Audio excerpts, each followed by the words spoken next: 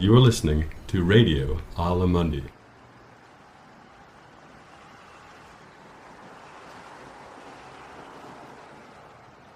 Hi there, wherever you are. I'm Marco Rixecker, a freelance writer, reporter, producer, teacher, translator, tour guide, poet, singer and songwriter.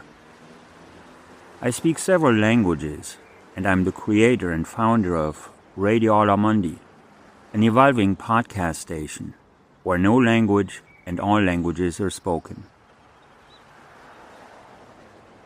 It's a multilingual mix of music, poetry, lectures, languages, interviews, documentaries, recipes, and a lot more, co-produced with the students of the Aula Mundi International Cultural Center.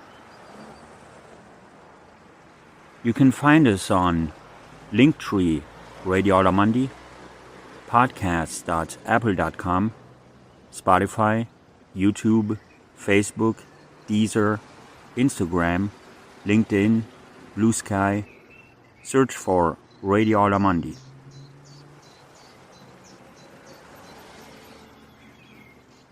The following narrative includes excerpts from two collections of testimonies and interviews. Let's Talk About It Anywhere in the World and the Universal Phrasebook of Indigenous Languages, UPIL, where it is all about the voices, accents, and speech patterns of Indigenous people anywhere in the world, hand in hand with my own personal anecdotes and observations. In addition to that, everybody is free to introduce themselves and speak their minds openly in their respective, often endangered, languages and dialects, without any paraphrases or expectations. So, let the story go on from there. I regularly follow up on all things Indigenous through all kinds of subscriptions, podcasts, notifications, and so on. That's how Denise Lajimodiere appears on my radar screen one day. In this case, it is an article that informs me that she has recently been appointed the Poet Laureate of North Dakota. Denise is Ojibwe and lives on the Turtle Mountain Reservation in North Dakota. So I do some more research on the internet and, in the process, locate some of her poetry reading performances, whose poignancy I find outright moving. Her work seems to focus on boarding schools and the damage they have done to Indigenous cultures all over the world. A couple of weeks go by until Denise and I connect from different places in the world, and I feel honored to hear her speak Ojibwe when she introduces herself. Bonjour, Anin. Wabishka bene sawanakwat. Dijanakaz the Shijak Nado Dame Mikanakwaju Nandun Jiba. My English name is Denise Lajimodiere. My tribal name is White Thundercloud Woman. My clan is the Crane Clan. And my home, where I'm at now, is the Turtle Mountain Reservation in Belcourt, North Dakota, which is north central North Dakota, along the Canadian border. And currently I am retired. I can't believe it now. It'll be 5 years this month that I've been retired as an educational leadership professor, principal, and elementary school teacher. So I was in education for 44 years. I was just recently named by the state legislature as the North Dakota State Poet Laureate. And I am the first Native American Poet Laureate. And there hasn't been that many in North Dakota, I think 5 of us, because the previous Poet Laureate, who was my mentor, Dr. Larry Y. Woody, he was named to the position in perpetuity. So he was almost 30 years in the position before he passed away last year. Yeah, so I mostly known as a poet, but when I was working as a professor, I did boarding school research because my parents were boarding schooled and my grandparents, aunts and uncles were all sent to boarding schools, and I had interviewed them about that. So that was part of my academic research. And then I also recently published a children's book. So that was pretty cool. I worked on that for a while. You know, it's 700 words. You wouldn't think that it would be difficult, but it was. So just to get it just right, working with the editor, but that was a lot of fun. So yes, poetry, children's book, and academic writing. That's what I've been doing. Been writing poems since I was like 10 years old. Which languages do you speak? Well, because my parents were boarding schools, they of course had the languages beaten out of them. My father never spoke another word of Cree because he was just about half killed for speaking his language. When he went to boarding school, he didn't speak a word of English. Mama was locked in closets and made to kneel on broomsticks whenever she would speak her language. She also didn't speak a word of English when she was sent to boarding school. So we weren't taught it in the home. My grandmother, she came to live with us, and she didn't like speaking English, so she would speak our tribal language, one of them, which is called Michif. It's a mixture of French and Cree, or it's Métis. If you're from Canada, you might be familiar with that. And Mama would answer in English, and they would never speak it to us. And when I asked Mama, you know, when I was younger, she just said, we don't want you to go through the hell that we went through. And I didn't understand it at the time. I didn't understand boarding school at the time. So here, our tribe is, they now have a 4-year degree where students can learn Ojibwe, Moen, Anishinaabe language. So I've been taking classes.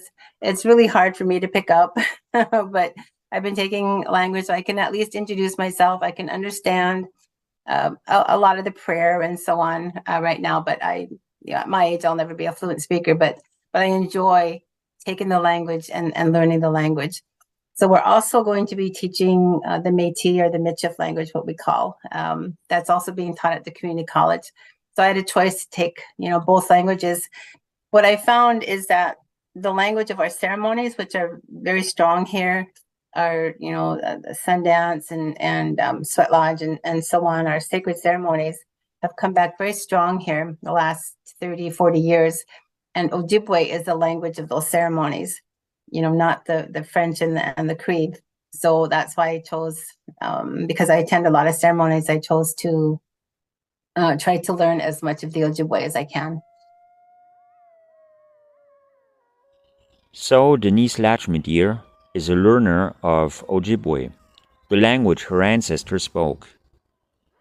And there is a painful story attached to it, that of the boarding schools, which were clearly established with the goal to eradicate and eliminate indigenous languages and cultures in North America and other parts of the world. So what about memory? Oh, yeah, I don't have the grandmothers and the great grandmothers, even though I knew both my great grandmothers. They were non-English speakers. They didn't speak English at all, but I remember them well and visited them with my grandmother and my mother. So I didn't hear stories and storytellers, you know, and on those cold winter nights when there's snow upon the ground, when it's the only time when we are supposed to share our Nanabaju stories and our teachings and so on. So I never heard any of that. So I've had to learn everything, what little I know about, you know, being Ojibwe and Native. I had to learn that since I was probably about 18, 19. So it's listening to, yes, I have sat in on teachings. I've sat in on storytelling of elders here in the tribe and at the college, teaching lodges. So yeah, it's been a long journey. What does healing mean to you? Yeah. And we're, as a nation, we're looking at what healing from boarding school trauma means. For me, with the trauma of being raised through the trauma that my parents went through as boarding schools, it absolutely was writing. Most of my poems, like I said, are autobiographical. So a lot of my healing has been, and grief work has been through writing poetry. A lot of my poems are pretty hard to read, and a lot of them I don't read out loud because it's just traumatizing. Well, but mostly for me, I could write the trauma and just put it in that book and close it, and it's in that. It's like it's not inside of me anymore. We're only as healthy as our secrets. So I don't have any secrets. It's all in a lot of my poetry. And then, so been writing poetry for quite a while. And then, like I said, I've been dancing for about 55 years.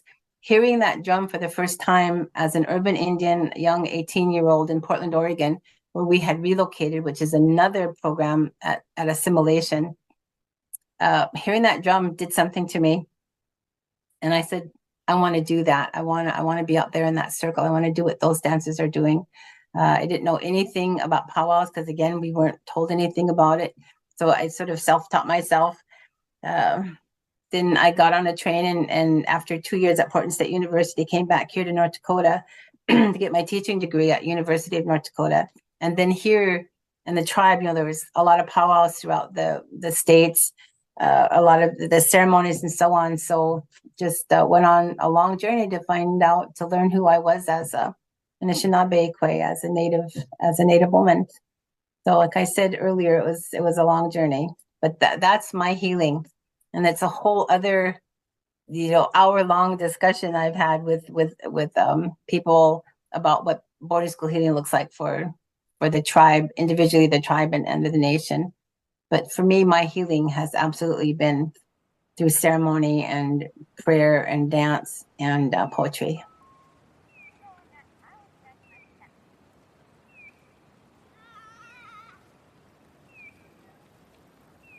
So, Denise Lajimodiere is the Poets Laureate of the state of North Dakota now.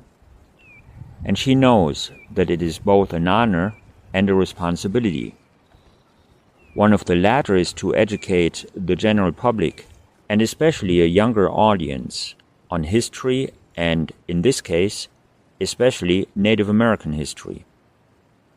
And Denise loves to share her stories, her experiences, and her poetry with a younger audience.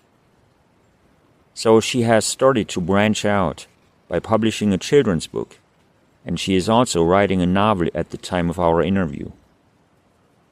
How much of a storyteller are you? Well, I think I realized that, not too long ago, both of my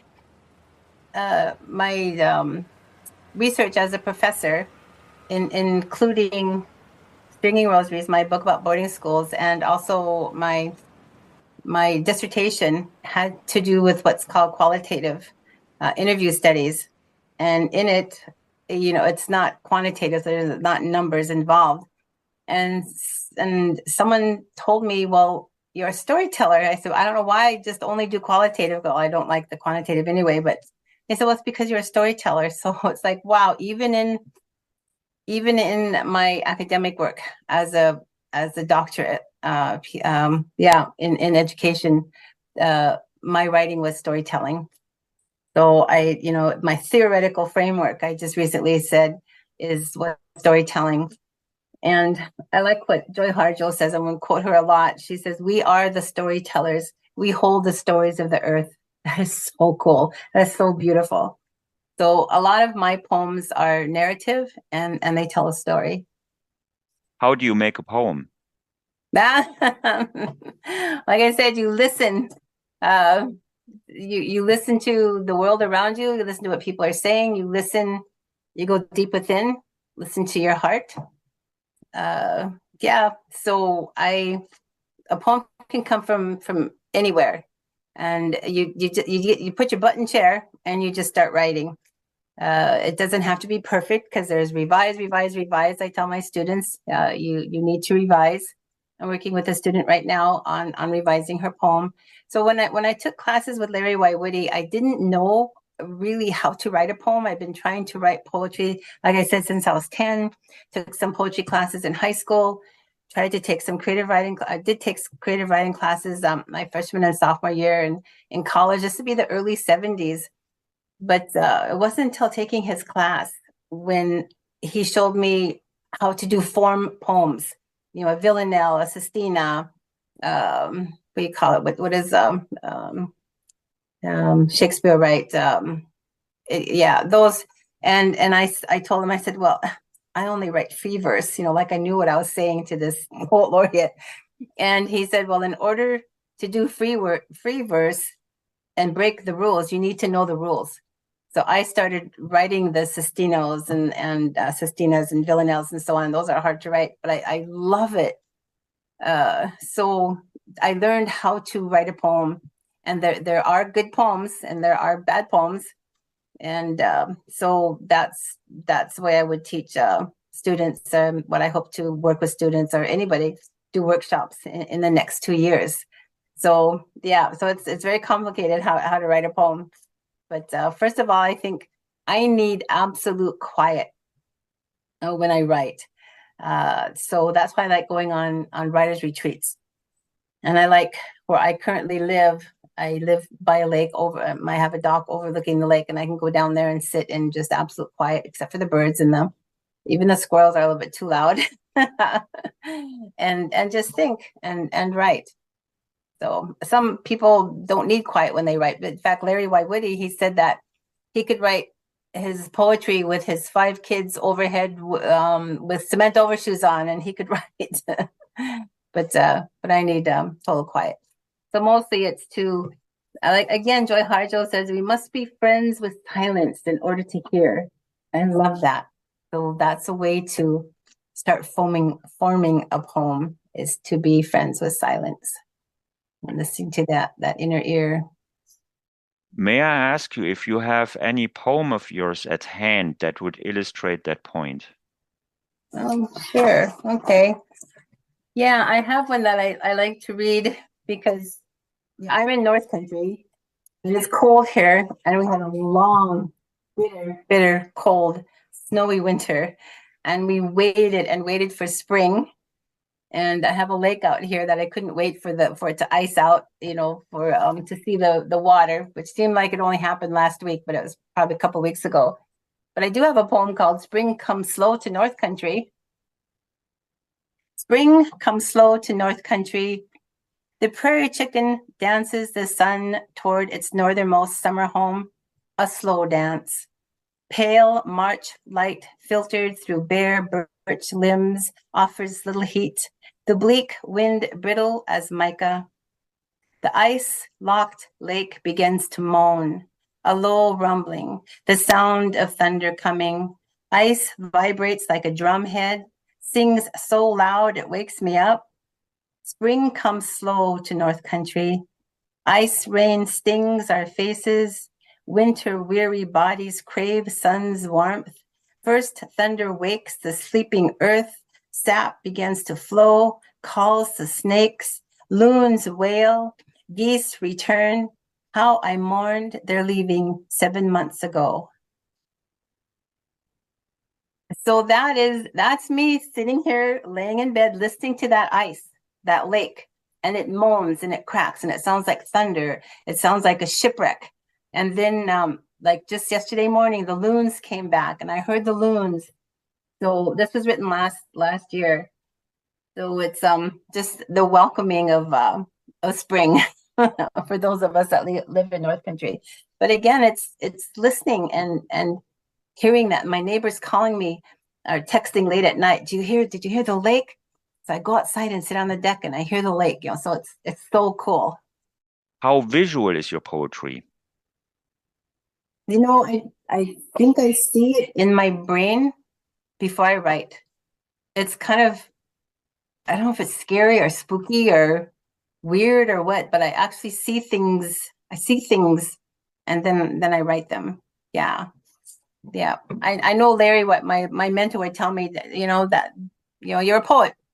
There was once I told him, and it's never happened since because it freaked me out. I left a space in a line in a poem because I couldn't think of the word. And that night in my sleep, the word went like this and it hit that paper and it was the right word. It freaked me out. That it's never happened again. So things like that happen. So yeah. How could a poem become a chant and vice versa? A chant? Yeah. Okay, we don't use the word chant, we use the word sing. So Native Hawaiians chant, we sing. So again, I'm going to go to Joy Harjo. What does she say? I love this one because she says poetry is singing on paper. So I can't sing, which is sad, but I can write. I can sing on paper, as a poem. So, I'm also a dancer. I've been dancing for 55 years, and some of the songs are thousands of years old, and then some of the songs are just recently made up, by the singers. And yes, they are storytellers, and they're often in the tribal language. Mostly, I hear Lakota or Dakota and Ojibwe songs for the powwows that I go to, and they're absolutely stunning. They're just gorgeous. And it's the drum is the heartbeat of Mother Earth, and we're out there dancing, and it's one of the happiest moments of my life when I'm dancing in that circle at a powwow or at a ceremony. Where's your drum? Where's my drum? It's my heartbeat. Where's the drum beat in your poetry? Yeah, my poetry has a lot to do with who I am as a Native person. So almost all of my poems have something to do about a sense of place. And my sense of place, of course, is here with my tribe. It's North Dakota. All the politics aside, I do love it here. So it's my home. Yeah. When it comes to traveling as an image, it is more than just physically getting from point A to point B. For indigenous people, it also includes a spiritual journey, even into the underworld or afterlife. And I think that this is a great source of inspiration for poetry. So I asked Denise Lajimodiere about it, first in a straightforward way, and then by repeating to her 3 words in succession which rhyme and came to me in a dream. Finally, I use an everyday item in Native American cultures as an example for Denise Lajimodiere to elaborate on. How poetic can traveling be? Yeah, well, I love to travel. I'm getting older, so I was completely wore out when I came back from Alaska, and that Russian volcano exploded. So I spent extra 3 days there in Anchorage, which was fun. I had friends there, but yeah, anything could be a poem.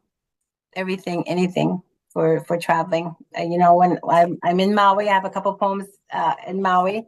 The one, did you hear the boulders rolling? That came from Maui. So yeah, so I find poems everywhere. Like I said, you just have to listen. Stargazer, dream chaser, trailblazer.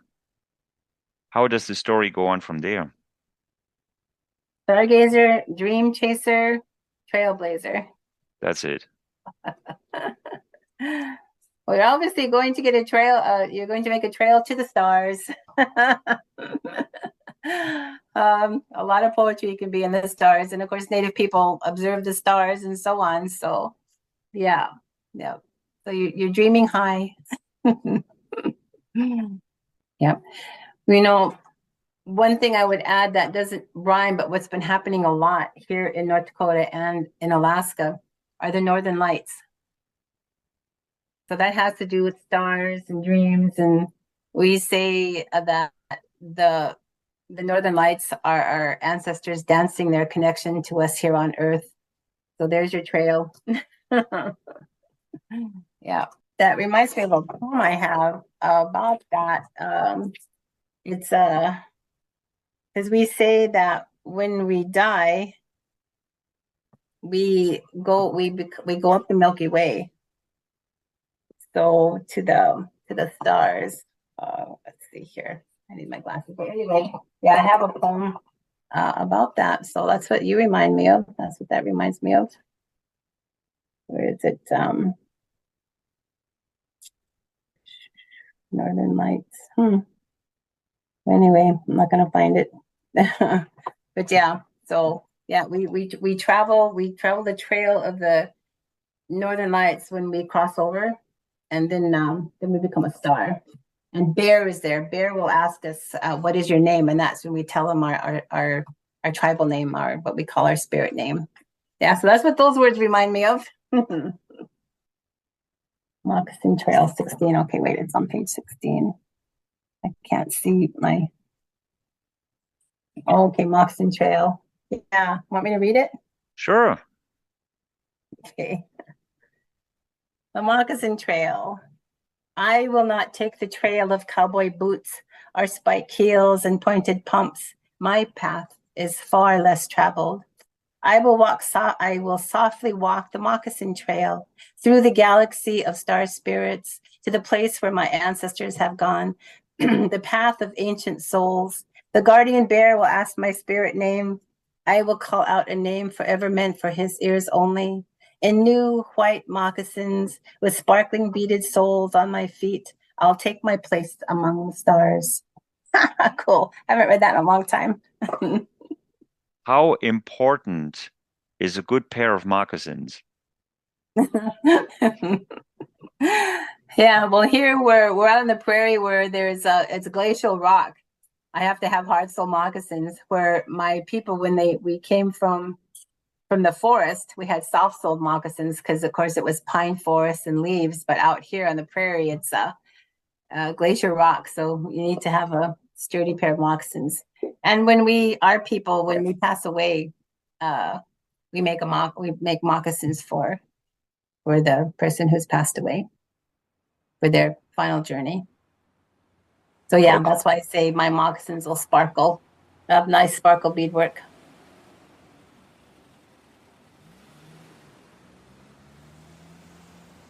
So this has been a lot of fun. At least that's how Denise Lajimodiere describes our conversation when we come to the end, and I ask her to read another poem of hers to illustrate our interview with. So she's going to read one of her poems that would sum it all up, before we wrap it all up. We have covered a lot of ground during our talk, and we both know that there will be so much more to discuss anytime, anywhere in the world. And the story goes on from there. Which part do you think you have in the Indigenous Renaissance? Well, I hope to be a role model to Native people, especially those here on my tribe. I just recently I gave the commencement speech at University of North Dakota. Was asked by the president, and yeah, I got all three of my degrees there, mainly because I didn't want to go very far from my home. It took so long to get back home, and I moved home in 1971, 72. So I got all my degrees close by. They had like 30 Native programs there. So most of the leaders, the principals and of any program in North Dakota, doctors in the United States are trained, Native doctors are trained at UND. So it took me a while to agree to do it because I also have like stage fright and I think panic attacks and so on. So this was a couple of Saturdays ago, 2 Saturdays ago. So I gave 9,000 people estimated in the audience. Yeah. So, but when I finished and went back to walk the hallway to take off my, that medieval regalia, there was a native student there that had just graduated with her doctorate. And she was in tears. And she thanked me for being up there. And I've since gotten a lot of thank yous, a lot of messages from Native students. And there's not that many in the audience, but they were there. They were in the audience, thanking me for being there. They were like just in awe. And I don't think UND had ever had a Native commencement speaker either. They couldn't remember, but people have been there over 20 years said they had never seen a Native commencement speaker. So I think my renaissance is just to be a role model for those young Native poets who were my age that I did not have anyone that I knew that was a Native poet. So I want to let them know you can write poetry and you can be published. And that's what I hope that would be my legacy, hopefully would just be a mentor to Native people. How private and how public are you? Well, there are people here that do sweat lodges that will have non-natives come in. I think there's some that run the Sundance that will have, that will welcome non-natives to come and watch, and maybe even participate if they're, have a mentor that could mentor them in. But we do have some ceremonies that are specific only for Ojibwe people. You're welcome to come powwows. Come dance with us at a powwow. Which poem of yours would best illustrate this conversation? This has been fun.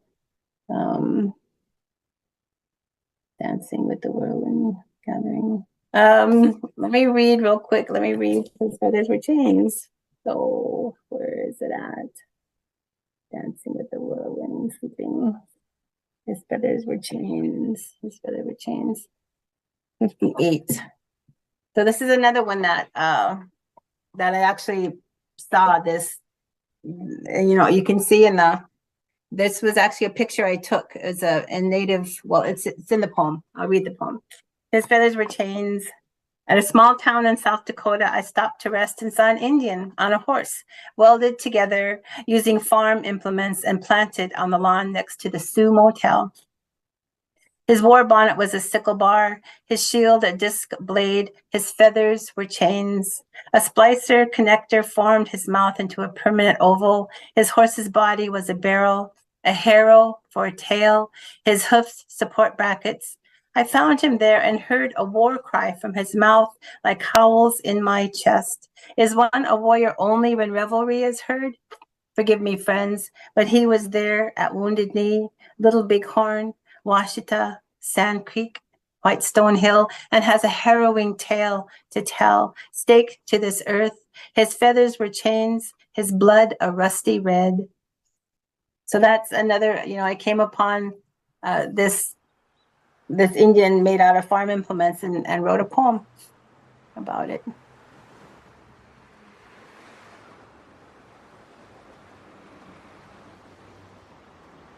Postscript. As part of my conversations with people, I often have them ask questions, either specifically for someone I know I'm going to chat with in the near future, or broadly for anyone I might speak with anytime, anywhere in the world. As a result, several questions are available for Denise Lajimodiere. The first comes from a Chicano artist by the name of Eric Garcia. As a contemporary creator with a political message, he can clearly identify with the ordeals Native Americans had and have to endure. So he understands that Euro-American technology with its gadgets, devices, and tools would seem almost alien to indigenous people with their completely different traditions. That is what his specific question for Denise Lajimodiere is about. I would ask her, I would be interested in knowing if there is, just having her discuss the complexities of using an alien device to navigate her art form. Well, I was raised by parents who tried to be assimilated into white culture, and they also believed in education. So just all of my education has been, white European. Teachers, instructors. I never had a non-native instructor or professor throughout my entire career. So yeah, paper and pencil, and then that's how I started out writing when I started taking Dr. Larry Woody's classes in 2005 at the University of North Dakota. And I love paper and pencil. I love the drag of the pencil on the paper. But once I started working and having to do a lot of writing for, as your professor, you're publish or perish, then I completely use my computer. I keep a notebook in my purse for notes, and, because you can, you must listen when you're a poet, and listen to the quiet and so on. So I have to take notes, or something you say could turn into a title of a poem and so on. So now I just completely use my computer, if that gets to the answer of his question.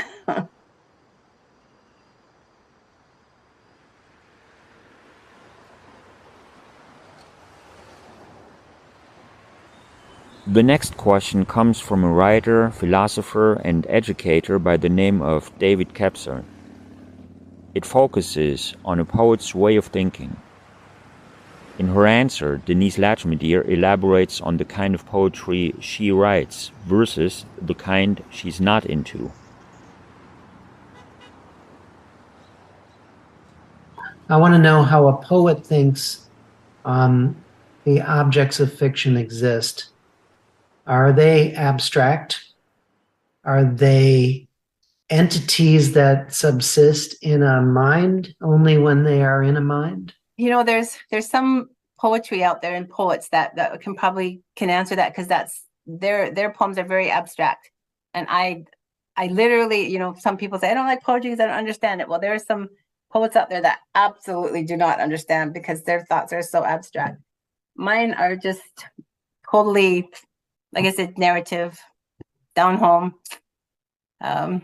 poetry writing, what I see and feel and think, and anything can hit me at any time. You know, even a found poem. I'm looking at a document right now of it's pretty horrible. It's pretty horrifying. This anthropologist studied Indian hair, and they took hair from kids at boarding schools. So I'm going to do a found poem with that. I'm going to take some of, you know, extrapolate some of his words and write a poem about boarding school around that. So that's what I don't do abstract. The next question comes from Tall Paul, a Native American hip-hop artist from Minnesota. And Denise Lajimodiere happens to know him personally. She has to give his question some deeper thought, though, and then takes a little more time to answer it. I would ask, you know, the main one that comes to mind is just, you know, who are your inspirations, or who was foundational in helping you to get started on your path, and who can you give credit to that helped you along the way and got you started and, you know, inspired you to do whatever it is that you do? Yeah, well, it depends on, for poetry, you know, what I often say in interviews is, growing up in high school, there's Mrs. Avshalomoff. She was my creative writing teacher, and she published a poem that I had written it was called The Conceited Scribbler. It was just a little mimeograph thing that, you know, was published in high school. But anyway, she took me aside at the end of either my junior or my senior year to meet with her. And all I remember her saying is, Denise, you can write. And at that time in 1968, 69, there were no Native writers that I knew of, or that I was presented with, or that she knew of, no Native poets.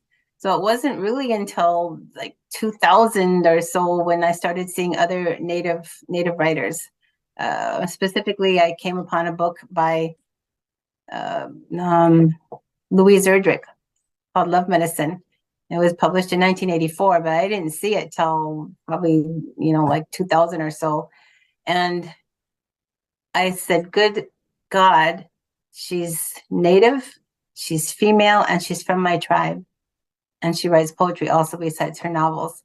And that's when I started getting really serious about writing, because it's like, oh, it like gave me permission to write. Like, we do write. And then, of course, there's other Native people, Natalie Diaz now, Layli Long Soldier, Linda Lagarde Grover, Kimberly Blazer, love her dearly, Gwen Westerman, Gordon Henry, you know, some people from my tribe, Mark Turcott.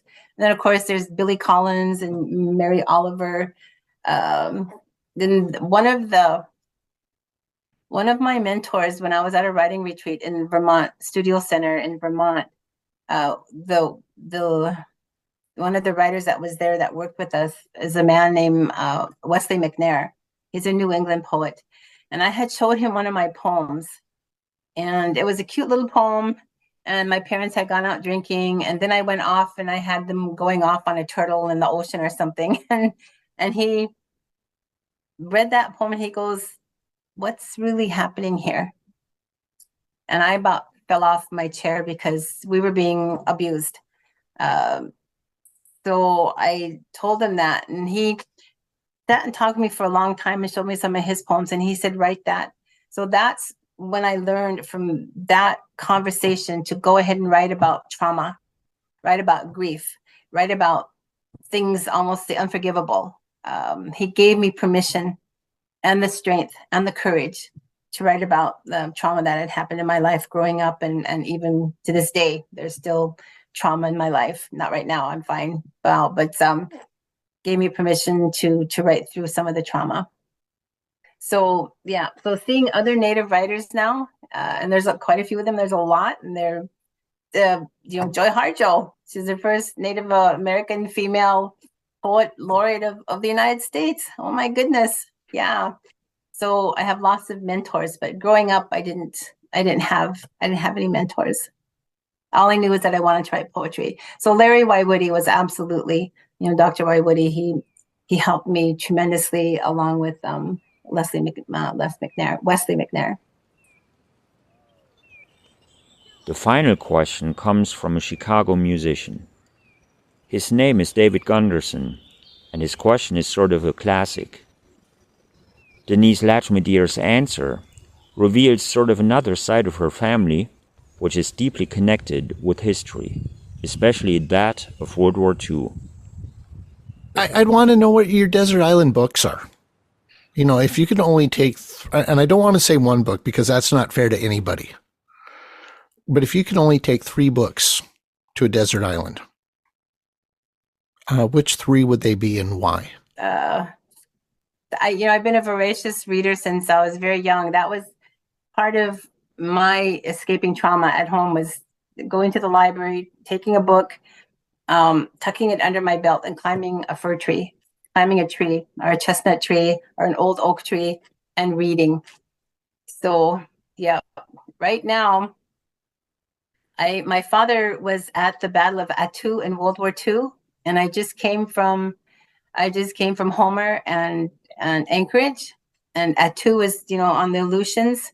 So it's re-sparked my interest to learn more about him. Once he left boarding school, he joined the Civilian Conservation Corps, and then he joined World War II. Less than 2 months before, he joined the Army less than 2 months before Pearl Harbor, and then he was sent up to Attu, and there was the Battle of Attu, and it was horrible. It's a longer story. So now I have 3 books that I'm reading about the Battle of Attu.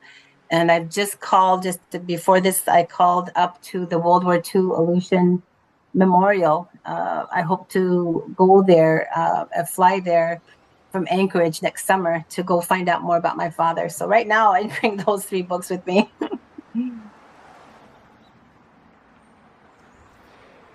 Eventually, it is Denise Lajimodiere's turn to come up with a broader question for anyone, anytime, anywhere in the world. And the story goes on from there. There's not very many Indigenous filmmakers out there. There's not very many Indigenous actors and actresses. It's I would like to hear their story of how they got to where they're at, to being able to be heard, to get funding, to be listened to be able to make the movies that they're making. Yeah.